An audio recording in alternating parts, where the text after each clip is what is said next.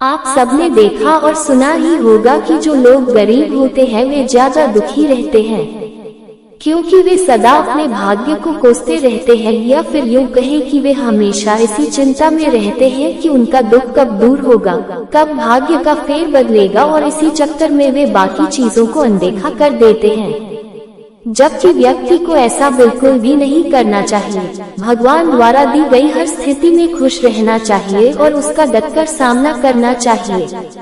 ऐसा कहा जाता है कि अगर जीवन में दुख आते हैं तो एक न एक दिन सुख भी जरूर आते हैं, और सुख दुख तो जीवन के दो पहलू माने गए हैं।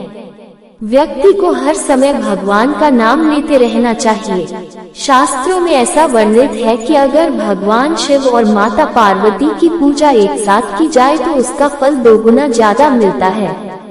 आज हम आपको इसी से जुड़ी एक ऐसा कथा के बारे में बताने जा रहे हैं जिसमें भगवान ने बताया है कि जो गरीब लोग होते हैं वे अपना दुख कैसे बढ़ा लेते हैं। एक बार माता पार्वती ने भोलेनाथ से पूछा कि जो लोग अपने भाग्य से दुखी होते हैं उन लोगों को पहले से ज्यादा दुखी मिलता है, और जो सुख भोगते हैं उन्हें कोई दुख नहीं मिलता।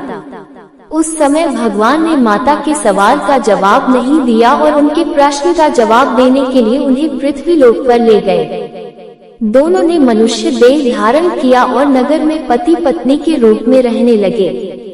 एक दिन माता ने रसोई बनाने की तैयारी शुरू की, लेकिन माता ने देखा कि चूल्हा बनाने के लिए ईंटें नहीं हैं, तो वे अपने घर से बाहर कुछ दूरी पर ईंटें लेने पहुंची। उन्होंने कुछ जर्जर हो चुके मकानों से ईंटें ली और लाकर चूल्हा तैयार किया। कुछ समय बाद भोलेनाथ खाली हाथ घर लौट आते हैं। उन्हें ऐसा देखकर माता ने पूछा कि आप कुछ लेकर नहीं आए तो खाना कैसे बनेगा। इस पर भगवान ने कहा अब उसकी जरूरत नहीं पड़ेगी। इसके बाद भगवान ने पार्वती जी से पूछा कि तुम चूल्हा बनाने के लिए इन ईंटों को कहां से लेकर आई।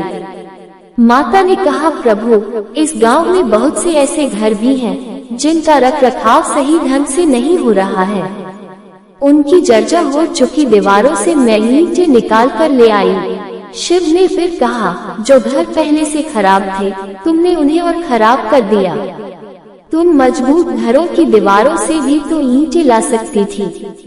पार्वती जी बोली कि उन लोगों ने अपने घरों का रखरखाव अच्छी तरह किया है और वे सुंदर भी लग रहे हैं, उन्हें बिगड़ना ठीक नहीं होता। इस पर शंकर जी ने कहा कि कुछ दिन पहले पूछे तुम्हारे प्रश्न का उत्तर भी यही है कि जिन लोगों ने अपने जीवन को अच्छे कर्मों से सुंदर बना रखा है उन्हें दुख कैसे हो सकता है, और जो पहले से ही अपने भाग्य को कोसते हैं उन्हीं को दुख प्राप्त होता है।